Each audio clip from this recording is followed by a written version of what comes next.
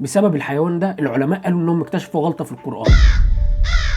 قالوا ازاي القرآن بيقول وجعلنا من الماء كل شيء حي، وفي حيوان ما بيشربش ميه، بل ده لو شرب ميه هيموت. وقالوا اخيرا كشفناكم يا مسلمين عن حقيقتكم، لكن اللي حصل بعد كده صدم الكل. الحيوان اللي شبه الفار ده اسمه الجرز الكنغري، هو حاجه كده ما بين الفار والكنغر، بيعيش في اقصى الصحاري الامريكيه وما بيشربش ولا نقطه ميه، بل ده لو شرب ميه يموت. لكن الصدمه انهم لما حللوا حياه الفار ده وعملوا عليه تجارب اكتشفوا حاجه غريبه جدا. اكتشفوا ان الفار ده بياكل نوع حبوب بيكون موجود في الاماكن الصحراويه، لكن بيمد جسمه بالهيدروجين، وكده كده الكائن ده بيتنفس اكسجين، والميه عباره عن ذرتين هيدروجين وذره اكسجين. فربنا خلق للحيوان زي مصنع جوه جسمه بيحول الهيدروجين والاكسجين لميه. والاغرب ان العمليه اللي تبان بسيطه جدا وبتحصل جوه جسم حيوان اصغر من كف الايد العلماء ما يقدروش يعملوها، لان لو حاولوا هينتج انفجار ضخم جدا نتيجه للتفاعل ده. فبدل ما يبقوا اكتشفوا خطأ، اكتشفوا صدق القرآن واكتشفوا ضعفهم قدامه عن طريق حيوان في حجم الفار. سبحان الله وبحمده، سبحان الله العظيم. ابعت الفيديو ده لحد انت بتحبه عشان يستفاد، واعمل فولو عشان نعرف معجزات اكتر من القرآن.